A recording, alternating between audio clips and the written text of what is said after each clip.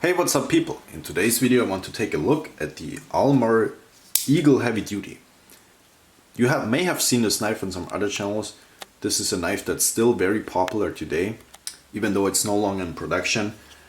And this one is about 10 years old, so it was bought brand new in 2015 by a collector who basically just collected it, and then I bought it from that particular collector. And I am also just gonna use it slightly and collect it mainly because I really like this design. Always have really appreciated the lines and the flows on these older Almar knives. And yeah, in this video I will show you how the knife functions and everything, all the features, and give a little bit of a history, just an ever so short bit of history on these knives. And yeah, we're also gonna compare it to the newer Almar production that is in production right now. So what we are looking at here is basically a very sleek, elegant, very narrow profile of a knife. The Eagle obviously is the bigger version. They also make and still make the Falcon. The Falcon is the shorter version, and the Eagle is the full 4-inch bladed 10.2 millimeters 10.2 centimeter blade. And yeah, so it's a bigger knife, but it's very slim and elegant, very pointy looking. Not just looking, it is very pointy. You only have a blade stock thickness of about 2.2 millimeters, so it's very thin actually, but the blade is basically divided into two pieces, and you have the full thickness running all the way to the tip on that line right here. The tip is also supported and also getting thinned out by the top swedge here, which is very wide. And then this back section is just full thickness of the 2 millimeters. And underneath there you have the grind. So obviously you would get a thinner and slicier grind by putting it all the way to the spine. But in this case it isn't, and it still works well because of the thin blade stock. It still cuts decently fine. It's about the 0.4 millimeter thickness behind the edge here, which is about, I think it's like 19 thousandths. And yeah, so it's a very sleek, pointy, and elegantly looking blade, kind of stabby looking. It goes well with the Almar kind of, the whole Almar design that's kind of tactical inspired and also kind of classy at the same time. In this case we have Aus 8 steel on this knife. They also used to make it in, I think, CDP 189. And yeah, this is the heavy duty version featuring full steel liners, which the normal Eagle I think doesn't have. I think the normal Eagle has contoured micarta, and this one has flat peel ply G10 actually, so it's kind of grippy, but not super grippy. It's still decently fine and smooth. And the full steel liners are drilled out on the inside to reduce a lot of the weight. The weight is, by the way, really low. It's 93 grams, which is 3.2 ounces. Super lightweight knife for the size we're looking at here. Perfectly centered, by the way. Build quality, really good. I mean, this is a 10-year-old knife, but still perfectly in a perfect condition, locks up fine. There's a slight bit of up and down blade play, but ever so slightly. And the back lock works smooth, very smooth. You can see it closes well, opens well. You can even flick it open if you want to. Yeah, like I said, full steel back spring here, which we don't see that done a lot in newer backlocks now. And the backlock, as you can see, is very far in the front. Usually backlocks are positioned right here, or in very old knives even back here, but this is a very far in the front backlock, which makes it very easy to disengage because you are not far away from that back spring here. I'll show you a size comparison real quick to the Spyderco Police and the Spyderco Endura, which are two other Seiki CD made backlock systems. And as you can see, we actually have a very similar size to a Spyderco Endura. Same blade size. No, actually the Almar Eagle is slightly longer in blade size, but same handle size. I think the cutting edge might be slightly longer on the Eagle, although the Endura has that slight sweep to the blade, so it's hard to tell. The Eagle is definitely longer and and slimmer. But yeah, the Endura is more set up to be, with the full flat ground, it's more set up to be a slicing knife, versus this one is has the compromise, or is making the compromise on slicing and stabbing. So yeah, it's really more of a pointy and then slice secondly kind of design here. But it's such a gorgeous, beautiful looking blade. So elegant. I really like this design. The handle is very simple. It's rather straight, I would say, but it has a slight curve to it, and it's very neutral. You can hold it in a variety of grips. There are no hot spots on here. There is no... It's just very simple and very functional at the same time.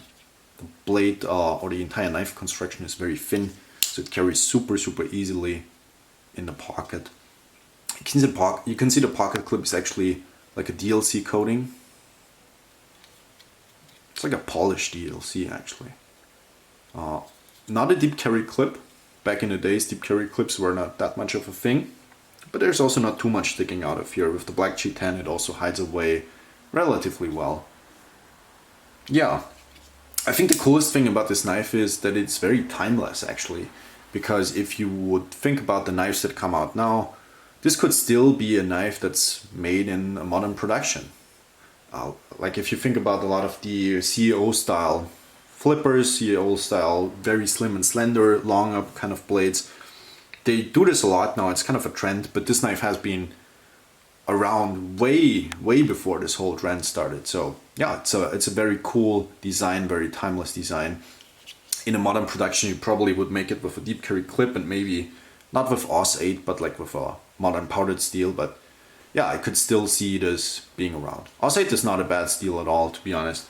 Depending on the heat treatment, this is a very serviceable steel. So yeah, I was actually confused because on the back side it says Aus 8 and then it says FMCO, and I thought CO stands for cobalt.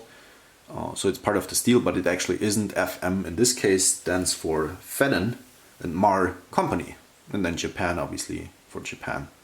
I'm pretty sure they're made in Seiki City, Japan.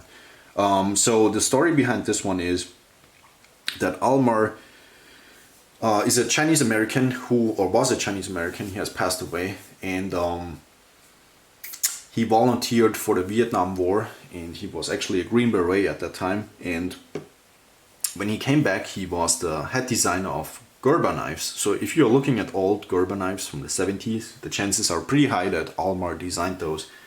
And then in 1979 he moved away, started his own company, which is obviously called Almar, with that exact logo that you can see on here. And yeah, he was very successful with his own company. He had very good designs out there. This just being one of many designs that he put out on the market, and all of them are pretty elegant and pretty beautiful, I would say. And he also made wider blades. This is just the Eagle and the Falcon are just the narrow versions of that. And he also made that in like a traditional backlock. This is like his modern interpretation of a backlock. Modern at that time, and I think it's still modern today. So, and yeah, later on he sold his company to Gary Fedden, or Fedden. I'm not sure how you pronounce that, but yeah, that's why also you can see on the back here it says FMCO, because FM stands, or F stands for Fedden and M stands for Mar, obviously. So yeah, this is out of the era where the company was already sold, but the knives were still produced in Japan to a very high quality standard.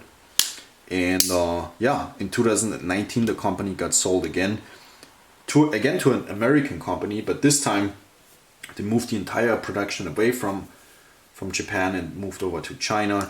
And this is one of the examples that I have here of the Chinese production. So this is the Eagle Ultralight. So it's still, they don't make the Eagle anymore. This design is long gone with the backlock. They make it in the liner lock version now, which is called the Eagle Ultralight. So it has plastic scales as opposed to G10. I like the fish pattern here, fish scale pattern here.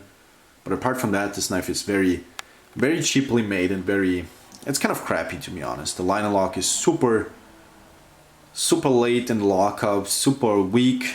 I can show you that real quick. So not the reliability that you get out of a backlock system. I think the steel is 8013 MOV, and And it's very thick behind the edge. It's only slightly thicker than the original ones. I don't think the blade thickness is an issue here. I do think this is still a thin blade, but the behind the edge thickness definitely has increased. And yeah, like I showed you, the liner lock is kind of weak. The blade centering is off also here. The quality in general is kind of bad on this knife, to be honest. So yeah, this is a cheaper version of the Almar knives. Oh, I forgot to show you, they actually changed the pocket clip also slightly. Same design, but this one, as you could see, is DLC coated, and this one is just like a Teflon coating. So yeah, reduce the quality in every aspect, I guess. So yeah, so this is one of their cheaper versions they have, and they also make more expensive versions with titanium, which I also tried out, one of the 200-ish Almar knives that are produced now, and it was very terrible as well. So even the more expensive Almar knives are not better. So I think it's very sad, and we see this with a lot of companies that get sold to another company that really doesn't care whether the quality continues. They just want to make as much money as possible, and this is one of those cases where we have a company that mass produces in China as much as they can, so quantity over quality basically, and yeah, Almar has that same fate basically, that these knives are very crappy now. So luckily we still have some of them on the secondary market, and I would highly suggest you, if you find one for a good price and in a good condition, that you maybe check it out, because it's a very good knife. And like I said, they were made in CDP 189, AUS 8, and different versions, G10, micarta. Yeah, but really all of them were pretty excellent, pretty well made. So yeah, this is a great knife from the past, and I am, like I said, very happy to have one in my collection now. Super good looking design. And hopefully, at some point in the future, I don't know, but hopefully these knife designs will return and come back to life again, because this is, like I said, a very timeless, still up-to-date knife. Yeah, that's it for today's video. Thank you guys for watching, and maybe we see each other with another old and cool knife. Yeah, thank you guys for watching. Goodbye.